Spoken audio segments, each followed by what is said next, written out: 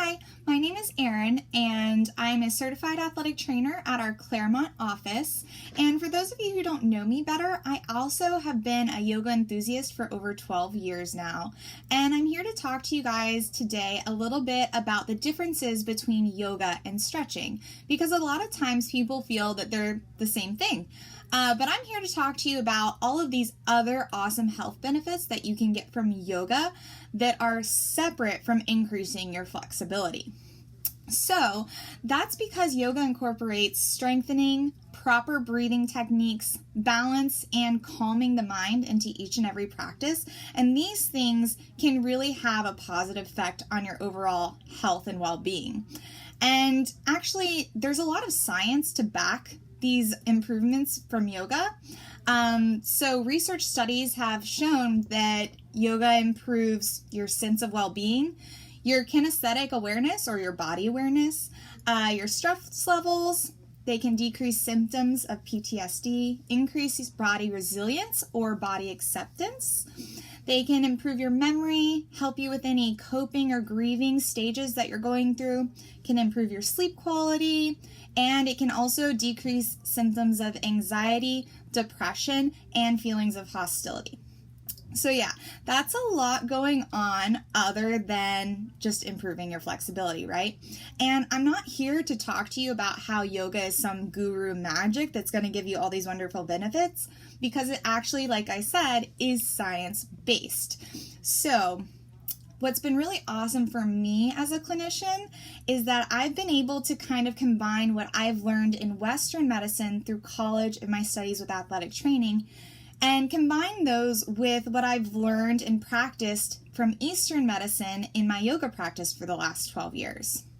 And there's two really cool connections between these that I want to talk to you about today. And the first one is related to pain tolerance. So, pain tolerance is an interesting thing because obviously pain is pretty subjective depending on the person. And you might feel like you either have a really high pain tolerance or a really low pain tolerance. And maybe you even have some fun little story to back it up about how when you were young, you broke your arm, you didn't even cry, and therefore you feel like you have a really high pain tolerance. And this is something that we hear in the clinic all the time from patients, because obviously your pain tolerance does have an effect on your recovery and on your rehab and on your injury, and certainly on your quality of life, right? But I think what people miss when they're talking about these things is that your pain tolerance individually can change over time based off of any experiences you have, any trauma that you suffer, or how much stress you're going through at the time. So there was this really interesting research study that they did, and they started with two groups of people. One who had more sensory feedback from their hands and one that had less sensory feedback from their hands. So think about if you have less sensory feedback from your hands, that could be due to a trauma or due to just decreased sensitivity or any nerve damage. So anyways, this was tested prior to the study so that these people could be grouped into their two separate groups. Then they had both groups put their hand on something really hot and rate how bad that it hurt them. And intuitively, you might think that the people that have more sensory feedback from their hand would feel more heat and therefore more pain.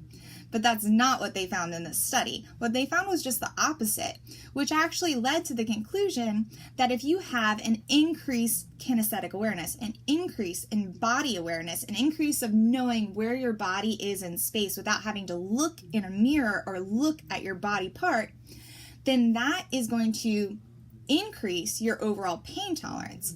So from someone like a patient, for example, suffering from, let's say, arthritis of the spine, we know there's no actual cure for arthritis of the spine. However, we can treat it in certain ways in order to decrease the symptoms you're experiencing from that arthritis.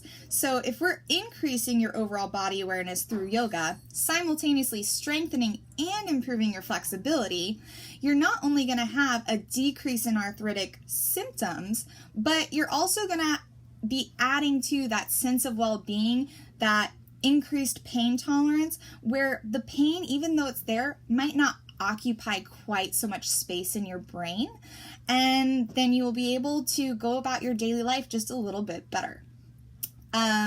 So that was the first really interesting point that I found.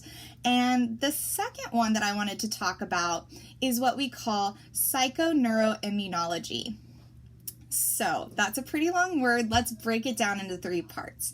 The first part, psycho. So obviously that's going to be talking about your mental state.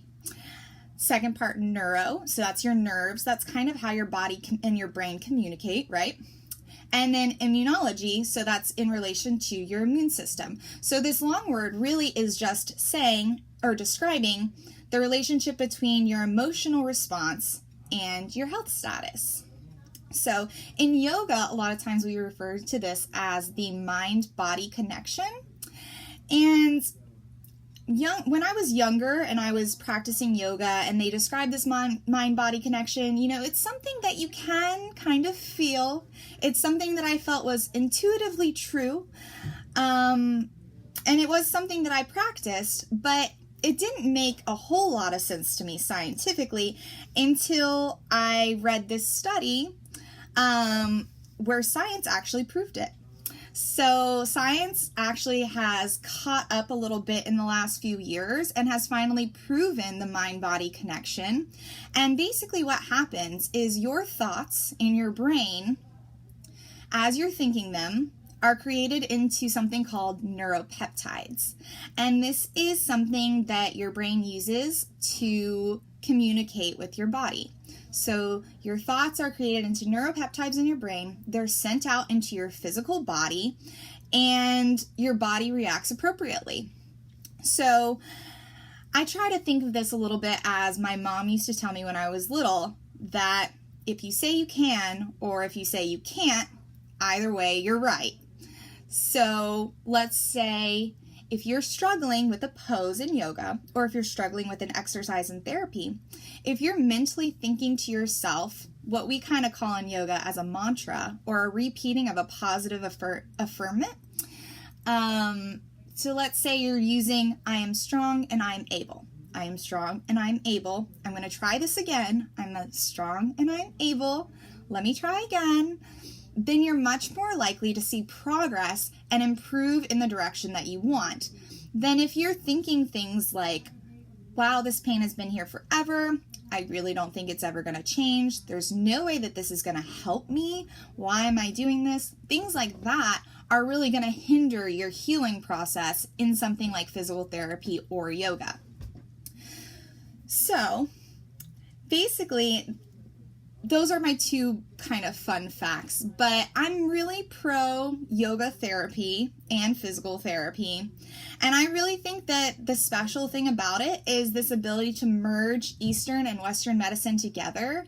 Yoga is evidence-based. Yoga is prevention-based. So not only do we have evidence to support that it does all these awesome things, but if you're practicing it before you have an injury, you can actually prevent injuries from happening in the first place. So lastly, yoga is all-inclusive. So it's accepting of all backgrounds. It's not religious-based. It doesn't have any deities or any kind of religious things to recite or anything like that. It's really separate of religion entirely. But it is about introspection. So people who are religious often finds that practicing yoga gives them a deeper sense into their religious beliefs just by being introspective and listening to their own thoughts and sorting through their own thoughts. So yeah, that's my spiel of yoga benefits for today. And if you're interested, please head over to our Facebook page and look at any of the Facebook Live sessions that I've done of our at-home yoga series in the past couple of months. And if you would like to begin your yoga practice. And if you have any questions, feel free to call us or email us at our Claremont office, and I would be happy to respond. Thank you guys so much for listening, and I hope you have a very mindful day.